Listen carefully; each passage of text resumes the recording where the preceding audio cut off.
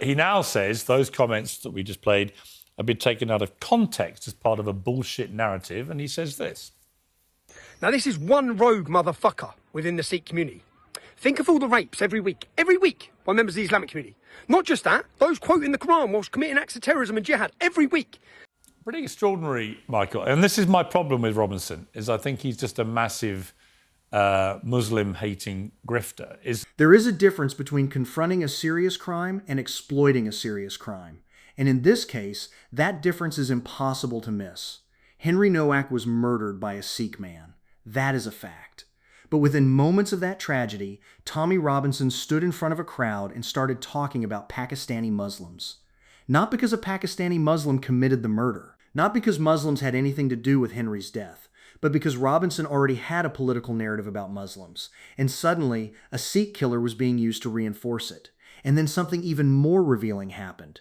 We have Robinson on tape previously praising Sikhs while criticizing Muslims for supposedly failing to integrate. So when the perpetrator is Sikh, why does the conversation suddenly become about Muslims? That is the contradiction Mark Lamont Hill is about to expose. And to be clear, there is absolutely nothing progressive about pretending serious crimes don't happen. The UK's grooming gang scandal involved horrific abuse, institutional failures, and victims who were failed for years. A 2025 government-commissioned Casey audit found evidence of overrepresentation of Asian and Pakistani heritage men among suspects in local data from 3 police forces, while also warning that national ethnicity data was badly incomplete. We can acknowledge those facts without turning every Muslim into a suspect, because that's the difference between accountability and scapegoating. I'm Neil. This is the honest perspective.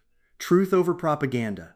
People over political opportunism. Let's get into it. I mean, Michael Knowles, Tommy Robinson's an interesting case on this because he's tied himself into quite a few knots with this story already. I want to play what he said at the protest down in Southampton. Let's take a listen to this. I've spoke about this for 20 years. I said you'll be a victim of a race gang, i.e. Pakistani Muslims, will be beating up a white kid. The police will turn up, they jump on the white kids. Every time, I've seen it my whole life, they jump on the white kids. What the whole world has now seen in Henry's video is what we all know anyway. It's a different treatment for white people compared to non-whites. And we've seen this spread through every single institution in our country. Now, the start of that, which is just before that clip starts, he says, I've spoken about this for 20 years. I said you'll be a victim of a race gang. And then says, i.e. Pakistani Muslims.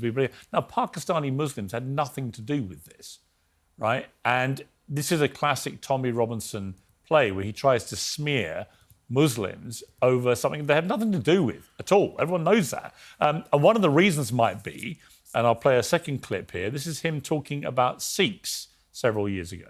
Stop right there, because this is where the entire argument falls apart. Nobody is saying the murder wasn't horrific. Nobody is saying the police response shouldn't be investigated. And nobody is saying you cannot discuss crime committed by people from particular communities. The question is much simpler. What does this particular crime have to do with Pakistani Muslims? The answer is nothing. The convicted killer was Sikh. And yet Robinson immediately reaches for Pakistani Muslims because that is the group he already wants his audience to fear. That isn't an investigation. That's political pattern matching. And this matters because once you start doing that, facts become secondary to the story you already wanted to tell. A Sikh commits a horrific crime and somehow Muslims are put on trial. That should make anyone stop and ask, why? And now the panel plays Robinson's own earlier words. Listen carefully, because this is where the contradiction gets much harder to explain. If we need immigration for our ageing population to keep up with pensions, if that's the reason, then bring in Sikhs, bring in Hindus, bring in Filipinos, bring in people who will integrate, assimilate and work.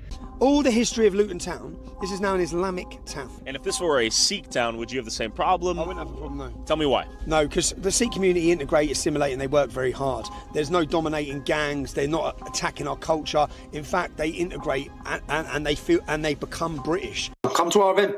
Wait until you see the diversity of our crowd. You'll see many Sikhs, many Hindus, many Persians, many Jews, many blacks, many. And that may explain why he tried to turn the debate in the moment at the protests to Pakistani Muslims, because he'd been so supportive of the Sikh community. He now says those comments that we just played have been taken out of context as part of a bullshit narrative, and he says this. Now, this is one rogue motherfucker within the Sikh community. Think of all the rapes every week, by members of the Islamic community. Not just that, those quoting the Quran whilst committing acts of terrorism and jihad every week. Pretty extraordinary, Michael. And this is my problem with Robinson, is I think he's just a massive Muslim-hating grifter. Is that, again, what he's trying to frame there is, well, it's a one-off incident involving a Sikh, because he knows he's on record defending the Sikh community, rightly, actually, based on what he said there. But his desperation to try and bring his wider anti-Islam, anti-Muslim rhetoric into this is laid bare once again. And again, they have nothing. This had nothing to do with any Muslim. That is the part I want you to remember. Because Robinson's argument isn't simply about crime. It's about which identity he attaches to crime. When he wants to praise a minority community, he can say, look at the Sikhs. They integrate. They work hard. They become British. But when a Sikh man commits a horrific crime, suddenly the conversation becomes Pakistani Muslims, Islam, immigration. That is not a consistent principle. And before anyone says, but what about grooming gangs? Yes. What about them? We should talk about them. We should investigate them. We should prosecute perpetrators. And we should listen to the victims. The Casey audit found serious institutional failures and evidence of disproportionate representation of Asian and Pakistani heritage men among suspects in certain local data sets. That cannot simply be waved away because the subject is politically uncomfortable. But here is the line the far right keeps trying to erase. A fact about some perpetrators is not a fact about an entire ethnicity or religion. And if your response to a Sikh murderer is to blame Muslims, you're not fighting crime. You're exploiting crime. Let's hear the rest of the argument. This is problematic, isn't it? Well, nobody's ever accused Tommy Robinson of being an Islamophile, and it's certainly the case that Muslims didn't have anything to do with the killing of Henry Nowak. But the public response to that killing, the reason that the killing is so notable politically, not merely at the level of human tragedy, does certainly involve Pakistani Muslims. Is anybody seriously going to argue that Pakistani Muslims have not been involved in lots of crime over the years, lots of stabbings, and one of the other biggest political issues in the country, namely the grooming gangs, which, we will point out, long predate the George Floyd riots and the George Floyd killing. And so in this way, I actually don't think that American wokeness, liberalism is totally responsible. You know what Tommy Robinson never does? He never points out any violence by white people, ever. By white Christians. And yet the vast majority of crime in my country is still committed by white people. Now, obviously the proportion of the population is much higher, but actually he never, ever... I mean, this idea, for example, that only a Sikh has stabbed somebody to death, right? What happened was appalling, absolutely appalling. But there will be a lot of knife crime up and down the country in the last week in this country.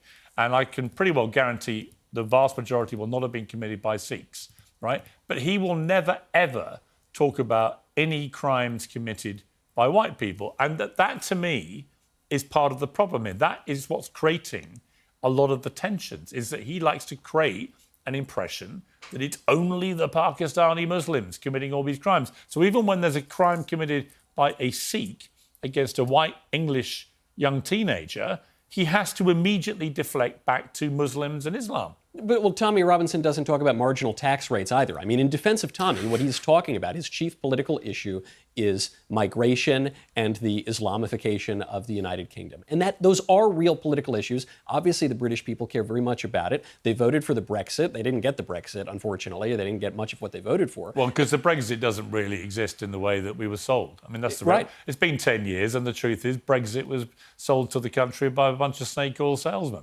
The Brexit, obviously, the voters did not get what they wanted. And so the reason that the killing of Henry Nowak has such political importance, I think this is the point we have to keep coming back to. It's not just because a lunatic Sikh stabbed a poor innocent white boy. That's awful. Obviously, that doesn't indict all Sikhs. I don't even know that that's an argument to get rid of the ceremonial knife. The reason that it has political import is because of the police response. Because what people saw was that the police were always giving deference to migrants or children of migrants over white people. They were siding with the criminal over the perpetrator. And we have seen that happen again and again and again. That's the story which predates George Floyd. That's why I bring up the grooming gangs, is because the police looked the other way. There were so many reports of Pakistani grooming gangs who were abusing English girls. And that is true. I mean, Mark Lamont Hill, that is undeniably true. And so whatever I think of Tommy Robinson, there's no doubt he's been very vocal about the grooming gang scandal, the rape scandal, and it involved almost exclusively British Pakistani Muslim men committing these heinous crimes against young white English girls. That was what that scandal was. And at every tier of the establishment, if you like, from very small local up to the federal government, there was a consistent pattern of cover-up, whether it involved law enforcement, politicians, local state officials or whatever. There was a sustained period of covering this up going over many, many years. And that is why tensions in my country are so inflamed. And it is undeniable that the scandal happened and the cover-up happened. And so people like Tommy Robinson have entered a vacuum here where they can whip people up. My issue with what he's done here, and the reason I played the clips, is that he's tied himself into this ridiculous position where he's on record defending Sikhs. And so to try and deflect, he goes back to Muslims again. But there's a lot of tension here, which people like him are fomenting because it suits them. But you can't deny that there isn't underlying that cause. So, again, you said a few things that I think are worth responding to. First, if there is a Pakistani Muslim grooming gang / scandal going on, then it should be addressed and people should be held accountable. I don't take issue with that. I think we can all agree on that. I think where we disagree, not necessarily you and I, but other people, is how that gets tied into this moment. It's the opportunism of taking this moment and using it to abuse or to beat up on or to scapegoat other groups. That's where I take issue. And this is where the bigger issue goes beyond Tommy Robinson, because nobody should be afraid to talk about serious crimes. The grooming gang scandal was real. Children were abused. Institutions failed victims. And anyone responsible should face justice. But here's the line that cannot be crossed. You don't take a crime committed by one person and turn an entire ethnic or religious community into the suspect. Henry Nowak was murdered by a Sikh man. Yet Tommy Robinson immediately brought Pakistani Muslims into the conversation. That's the contradiction. And it becomes even more obvious when you put his own words side by side. When Robinson wants to talk about immigration, he praises Sikhs as people who integrate, work hard, and become British. But when a Sikh man commits a horrific crime, suddenly the conversation is about Muslims. That's not a consistent principle. That's selective outrage. And this is exactly why the left has to be careful about how we respond to these issues. We should not deny crimes because the facts are uncomfortable. We should not deny institutional failures because the perpetrators don't fit our political worldview. But we also shouldn't allow legitimate anger to become collective blame. If the evidence points to a specific group of perpetrators, investigate it. If police ignored victims, expose it. If politicians covered something up, hold them accountable. But if the person who committed the crime was Sikh, don't blame Muslims. That's not justice. That's scapegoating. And once politicians turn tragedy into an excuse for racial or religious hatred, ordinary people pay the price. People who had absolutely nothing to do with the crime suddenly become targets because of their name, their religion, or the color of their skin. That doesn't make anyone safer. It just creates another cycle of fear, anger, and division. And that's why Mark Lamont Hill's argument matters here. We can demand justice without demanding a scapegoat. We can care about victims without turning entire communities into villains. And we can confront the far right without pretending that every uncomfortable fact is fake. That's what consistency looks like. Because the goal isn't to protect Muslims from criticism.